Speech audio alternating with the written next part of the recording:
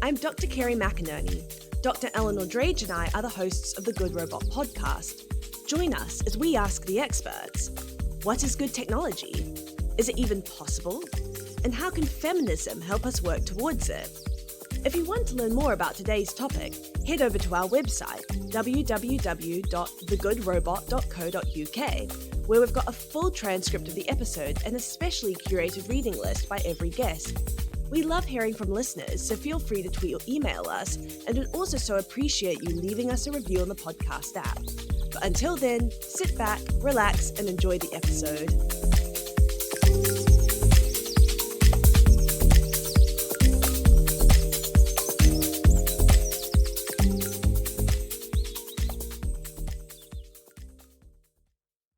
In this episode, we talk to Darren Byler, author of Terror Capitalism and In the Camps, Life in China's High-Tech Penal Colony. We discuss his in-depth research on Uyghur Muslims in China and the role played by technology in their persecution. If you're just listening to this on Spotify or wherever you get your podcasts, you can now watch us on YouTube at The Good Robot Podcast. We hope you enjoy the show. Brilliant. Well, thank you so much for being with us today. It's really a pleasure to get to talk to you. So just to start us off, could you tell us a little bit about who you are, what you do, and what brings you to thinking about gender, feminism, race, and technology? Sure. Thanks so much. It's a real honor to be here. I'm an anthropologist at Simon Fraser University, which is in Vancouver. I do research in China on technology, surveillance, and migration, looking at the effects of those things on each other, but mostly on surveillance on migrant workers, especially Muslim men. And how did I start thinking about feminism and gender in relation to technology? I suppose I was pushed in this direction by my field site and the people I was hanging out with, but also by my advisor, who was Sasha Suling Welland. And so she connected me to a scholar named Laila Abou-Lagod, who's a feminist anthropologist who's done a lot of work on Muslim societies. And one of the ways that Laila has talked about scholarship is that what we're trying to do is not produce knowledge that dominates the people that we're studying, the situations we're studying. We don't want to conquer them and reproduce the colonial framework or power structure, but instead to speak beside them and amplify voices and really treat the people that we're engaging as carriers of knowledge. That, for me, is what feminism is. It's a methodology. It's a way of thinking about the world. It's also a way of attending to gender dynamics that are everywhere in the world. And that is what has pushed me to think about communities and being accountable to communities as I'm producing knowledge about them. Technology is a really important part of that story because it's everywhere in the world, as gender is, and it's how power gets reproduced in communities now is through technology. And so I was interested to see how these young Muslim men that I was hanging out with in Northwest China were using social media or using technology to produce knowledge about themselves and about their future and what that did in relation to the state, in relation to police, in relation to their own community.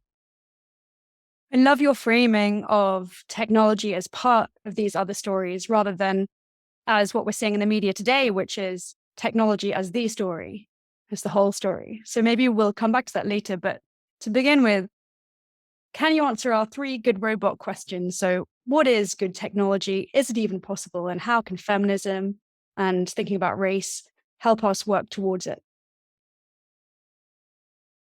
Sure, I can try. So a lot of the ways I've thought about feminism and about decolonial practice is in relation to an older body of scholarship called subaltern studies, which is something that Gayatri Spivak and others have talked about. Can the subaltern speak? Which is, can the voiceless speak?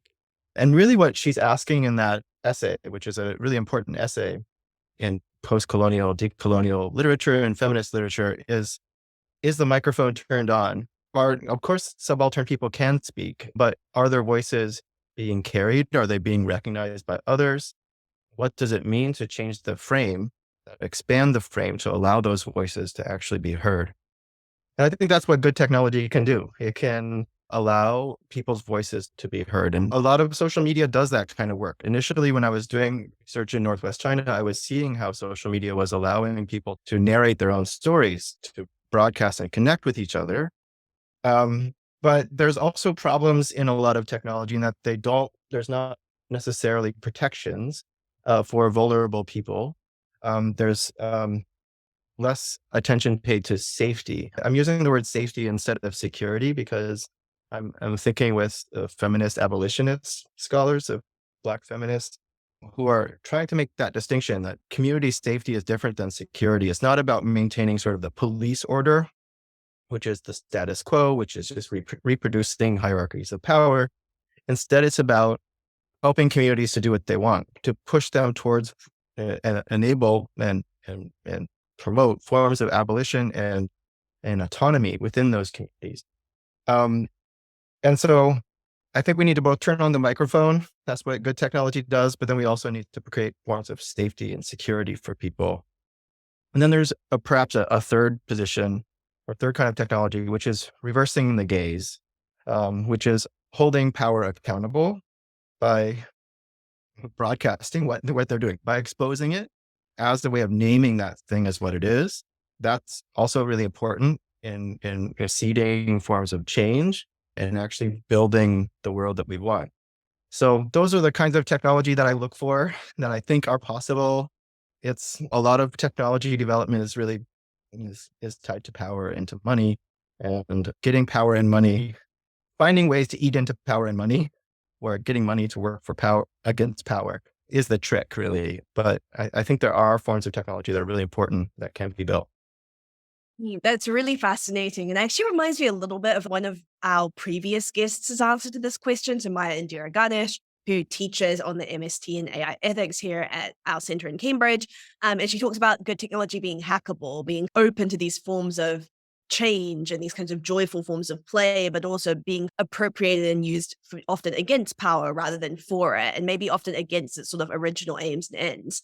But I actually wanted to move to some of your work. So the author of 2 books, Terror Capitalism, and also the book In the Camps, Life in China's High-Tech Penal Colony. And both of your books are based on in-depth ethnographic research with Uyghur Muslims in China. And so could you share some of the first-hand accounts and some of the stories that you heard and recorded with us about the Chinese state's genocidal violence against Turkic Muslims and the central role played by technology? Sure. I started this project back in 2010, which is right when 3G networks arrived in this part of China. And so people were really using the internet for the first time. And they were using the Chinese internet because that was all that was available to them. An app called WeChat, which has since become a super app that allows you to do everything you want when it comes to consumer activity, but also allows the state to really track people's movement. The company is doing this too, but the company has opened itself to the state and works really directly with the state. And so initially I was doing a techno-optimism project of how technology was going to allow Uyghurs to find forms of autonomy despite really extreme forms of control. And it was happening. People were publishing poetry. There was these film forums that I was really attracted to where people were making their own films and putting them online. And then there'd be 500,000 people that would watch those films in 1 week. So that these young men that were coming to the city and trying to find a future for themselves and for their community, the Uyghur community is 12 million people, plus another 3 million other Muslims in the region.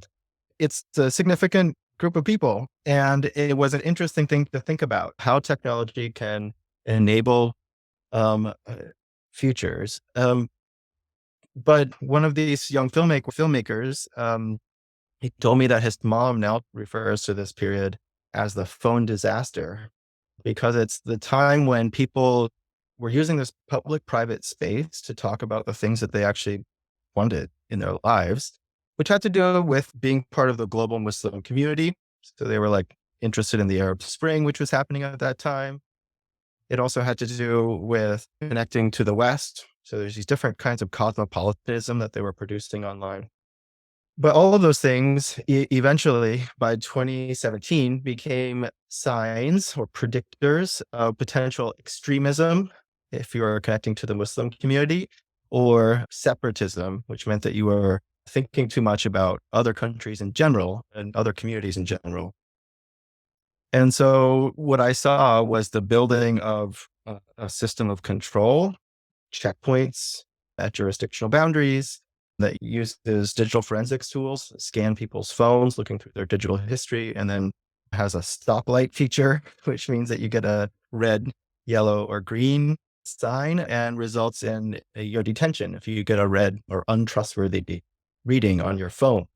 I was really looking at how technology was being utilized to predict future criminality. Really, it's like thought crimes, basically. And then how that was resulting in a mass internment system. And of course, like in the internment camps, there's no escape from the technology either, because there's face recognition systems in those camps, at the perimeters, in the cells. There's distance learning. People are watching flat screen TVs on the wall of their cell while they're being watched by the cameras watching the TV. So it's a completely immersive digital space within the camps as well. It's a smart camp experimental space. So I was seeing Uyghurs being used as test subjects for digital technology, for new tools around predictive policing, but beyond that, smart systems in general. So this is a whole layered system of smart city systems, and how it was really starting to shape people's futures in ways that were really unprecedented. So it feels as though there's no outside to this system. And one of the ways I've gained access to this space was being there as it was being built, but was also working with a journal called The Intercept and examining the internal police files that were produced by this company called Landosoft, which is a company that builds itself as China's Palantir. And it's hundreds of thousands of internal police documents showing how people are being stopped, what effects are caused by all of the disappearances of these people, how the bakers disappear, and people complaining that they can't find places to buy bread because all of the bakers were Uyghur and they're all migrants. And so they were some of the first people taken. How the children are being bullied in school, how people can't find places to rent because their husbands are in the camps. So it's a system that is affecting the entire society of this Muslim group, and is really a limit case in terms of how technology, when it's built out at intensity and scale, can really begin to shape the future of an entire community.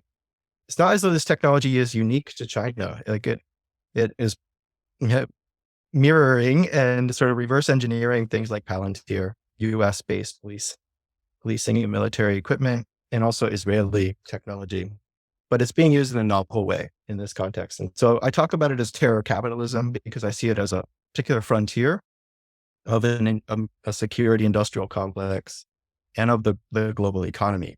And there's more I could say about it, but that's the basic premise of the book and what I've done in my work. You've just talked about that immediate kind of surveillance of being watched, but what is the afterlife of surveillance, the digital afterlives that we have once we've already been watched? Can you tell us a bit about that? There's events that happen within this system, but it's primarily a structure, which means that it's an institutionalized, legalized system of automated racialization, basically. So in 2017, hundreds of thousands of people were detained. They had their phones scanned. Usually, the first scan is when they were deciding who should be detained or not. But it's an iterative process. So people are scanned over and over again. Those that weren't detained initially, they might have a yellow signal associated with their scan. It means that they have maybe a family member in detention. There's some reason why they're on a watch list of being suspicious. And those people are watched in a continuous process. And the digital file begins to follow that person as they move through space and time. People that were detained, if they are eventually released, which does happen at times, though many are not, they are also marked with this sort of negative credential of having been detained before. So it's similar to having a criminal record, really. It follows you around. And so the digital file begins to move in front of the person. And it doesn't even have to be associated with the phone scan. It can also just be your face being scanned as well, which happens all the time now in China as you move through space, especially in high traffic areas. Your face is being scanned, and it's individualized form of recognition that really has nothing to do actually with your activity. And it's not something you can get rid of. It's not associated with your behavior. It's just associated with what the system has determined to be the truth of who you are. Um, and so it's a new kind of digitized racialization. And in this case, it's an anti-Muslim racialization. Um, there's other afterlives too. So I'm thinking about reversing the gaze aspect of this, which is this system was born digital, basically, which means that as researchers, we can see it happening almost in real time. And the initial capture of people's identifying materials is now something that researchers can see as that's happened, and we can expose that's happened. But there's a more nefarious part of this, which is that the data is being used to train algorithms, is being used in large scale studies around DNA and so on. And so it's being used as a material to develop new technologies. And those technologies show up in all kinds of things like COVID tracking equipment and so on, which then gets sold around the world. And the tech itself isn't stay in Xinjiang. It's now across the country. It's now being sold as parts of smart city systems and in most of the developing world. That's how it becomes a frontier of a global system. It's interesting that you talk about gender when you talk about surveillance, because often when we're in discussions about surveillance, gender and race are not far behind. So can you tell us about what the significance is of being a young male as a primary target of Chinese state surveillance? Sure. One of the reasons why I was pushed to really think about gender was because of the people I was spending time with, which was mostly Muslim men. And that has to do with my access as a foreigner. I'm a white American settler studying a group of people from a world that's not my own. And that means that I have to do a lot of work to understand what gives people meaning and purpose in their lives, in their languages, which is Uyghur and Chinese. But it also means that the Chinese state was concerned with where I could do that research. So could only live in the city, and I had to frame my work as focused on development in a general sense, which I was interested in economic development, but I was, of course, interested in who's left out of that development. And so I was in the city, and Uyghurs are a Muslim community. There's a lot of traditional gender roles, a patriarchal system. And that meant that the young men were the ones that were sent to find work in the city. And that's how I found them. But I was interested to understand why and how they lived their lives, like why they were sent to the city and how they lived their lives when they got there, how they found ways to survive despite having very limited resources in terms of money, in terms of legal power, and so on. And one of the things that I found was the way that they protected each other by building forms of safety, by listening to each other's stories, by getting each other out of bed in the morning, and pushing each other to find work, and sharing a form of community. And a lot of that work did not focus on technology because they understood that the technology was going to be used to track them. And so it was like a refusal to use the technology at times, to leave your phone behind, to delete your app when you think that you might be checked. There's so many moments in my research where I had those kinds of experiences where we thought we were being followed. And so we would delete everything on our phones, and then we'd realize, oh, we were just being paranoid. So it's basically sharing in fear, sharing in pain. That's a way that young men found ways to survive. But of course, the story I'm telling is it's a partial one. And so I really want to emphasize that in my work, that I'm representing what it means to be a young Muslim person who is the most targeted by these systems, whose future is the most precarious because in the government documents, the police documents, they say being between a certain age, 18 to 55, is like, those are the targeted groups, and young men are far more likely to be detained than anyone else. And so that's why I decided to focus my work there. That is really fascinating. And it's really interesting also just to hear about the process of research and like the complexities built into this journey that you've gone on as a researcher in terms of being able to build these relationships and tell these stories. And I think you're a great example of someone who does turn on the microphone because this is something that I think so many people are really deeply concerned about, but don't necessarily know what's true or how to access information. And I guess I wanted to ask you in closing about what your work can tell us about the kind of globality of surveillance, but also about how we talk about complex racial interactions, forms of racialization and prejudice that are happening in the global south of the majority world. Because I work in anti-Asian racism and AI, and something I definitely really struggle with in my own research is how to make these like stringent critiques of the Chinese state and the genocide of Uyghur Muslims, and trying to reconcile that though the way that this narrative is then often co-opted by particular political players and industry players, and particularly in the US, but in the West more broadly, to push forward like a wider anti-China narrative, which has quite a detrimental effect on Chinese diasporic people like myself, and trying to think about how do we actively combat this horrific injustice happening within China, while also recognizing that the way that these critiques are made sometimes are themselves quite ethically compromised. So for me, it makes the most sense to really expand the object of critique beyond sort of national boundaries, to think this isn't a discretely Chinese problem or American problem. It's both. It's beyond both of those two national actors as well.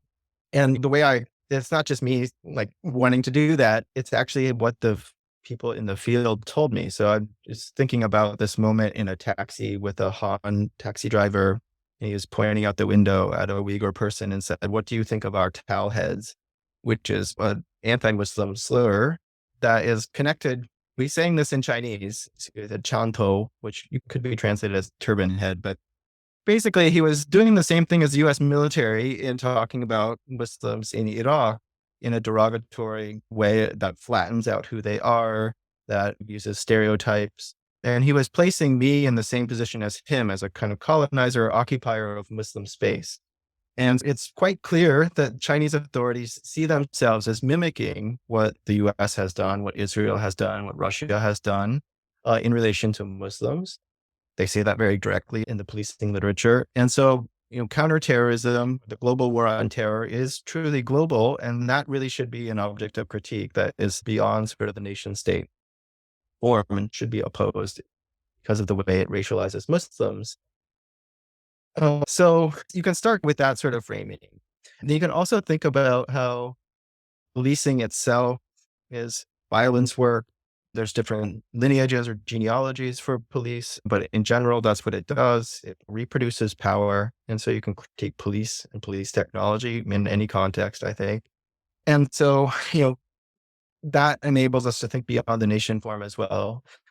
But then there's these complexities of anti-Asian racism in the West and how that feeds into anti-China sort of sentiment and this new Cold War rhetoric.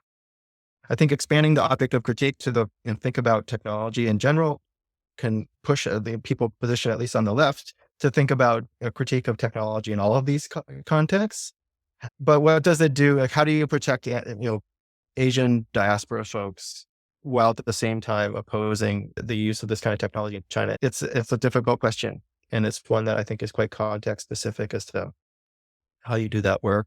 But I think by foregrounding the travel of this technology back and forth, how it's learned, that helps in some of this. And also thinking about the specific histories of colonialism and imperialism, how China and India are sub-colonies or sub-imperial spaces where they're now colonizing others, but how they've learned that from the original colonizers, and how that helps those in power in those places to see themselves as equal to the colonizer.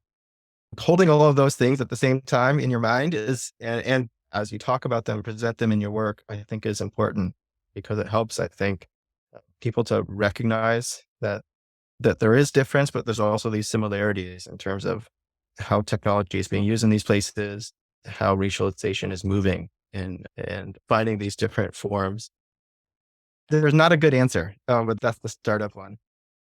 Can I jump in on that really quickly? Yeah, no, I feel that's a really wise answer. And I also think it speaks more broadly to how our understanding of race requires so much contextuality and racialization, because I think it's really tragic that you have this kind of extraordinarily violent Han nationalism within China. And then you have Chinese diasporic people who have been forced to throw away a lot of their cultural heritages and trying to reclaim that.